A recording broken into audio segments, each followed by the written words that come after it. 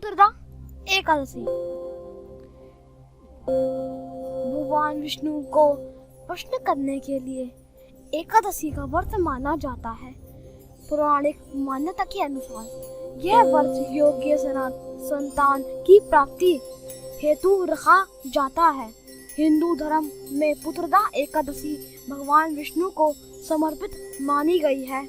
इसके अलावा यह भी माना जाता है कि जो दंपति निसंतान हो वो यदि यह व्रत करे तो उन्हें संतान की प्राप्ति होती है।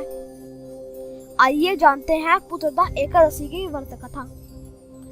पौराणिक कथाओं के अनुसार महाराजा युधिष्ठिर ने पूछा है, भगवान अब कृपया करके यह बतलाइए कि पौष शुक्ल एकादशी का क्या नाम है, इसकी विधि क्या है और उसमें कौन से देवता का पूजन किया जाता है। भक्त वत्सल भगवान श्री कृष्ण बोले, है राजन, इस एकादशी का नाम पुत्रदा एकादशी है। इसमें भी नारायण भगवान की पूजा की जाती है। इस चर और अचर संसार में पुत्रदा एकादशी के व्रत के समान दूसरा कोई व्रत नहीं है।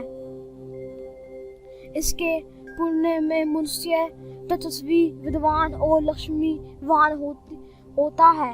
इसकी मैं एक कथा कहता हूँ, सो तुम ध्यान पूर्वक सुनो। भद्रवाती नाम का नगरी में सुकेतुमाना नाम का एक राजा राज्य करता था। उसके कोई पुत्र नहीं था। उसकी स्त्री का नाम सेविया था। वह निपुत्री होने के कारण सदैव चिंतित रह करती थी।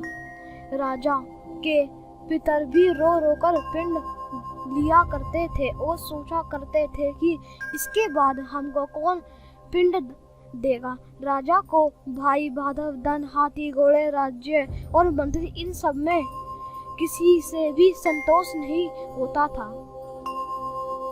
वह सदैव यही विचार करता था कि मेरे मरने के बाद मुझको कौन पिंड दान करेगा। बिना पुत्र के पितरों और देवता का ऋण मैं कैसे चुका सकूंगा।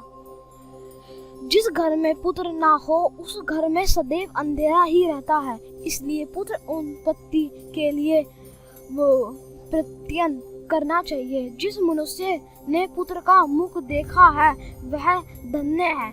उसको इस लोक में यश और परलोक में शांति मिलती है, अर्थात उनको दोनों लोक सुधर जाते हैं।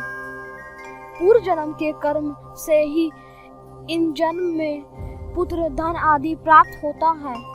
राजा इसी प्रकार रात दिन चिंता में लगा रहता था। एक समय तो राजा ने अपने शरीर को त्याग देने का निश्चय किया, परंतु आत्माघात को महान पाप समझकर उसने ऐसा नहीं किया। एक दिन राजा ऐसा ही विचार करता हुआ अपने घोड़े पर चढ़कर वन को चला दिया तथा पक्षियों और वृक्षों को देखने लगा। उसने देखा कि वन में मृग, सुअर, सिंह, बंदर, सर्प आदि सब भ्रमण कर रहा है। हाथी अपने बच्चों और हाथियों के बीच घूम रहा है। इस वन में कहीं तो गीदड़ अपने कर्कश स्वर में बोल रहे हैं, कहीं उल्लू ध्वनि कर रहे हैं। वन के दृश्यों को देखकर राजा सोच विचार में लग गया। इसी प्रकार आधा दिन बीत गया। वह सोचने लगा कि मैंने कोई यज्ञ किए ब्राह्मण को स्वादिष्ट भोजन से तप्त किया, फिर भी मुझको दुख प्राप्त हुआ क्यों। राजा प्यास के मारे अत्यंत दुखी हो गया और पानी की तलाश में इधर उधर फिरने लगा। थोड़ी दूर पर राजा ने एक सरोवर देखा। उस सरोवर में कमल खिल थे तथा सारस, हंस, मगरमच्छ आदि विहार कर रहे थे। उस सरोवर के चारों तरफ मुनियों के आश्रम बने हुए थे। उसी समय राजन के दाहिने अंग फड़फड़ाने लगे।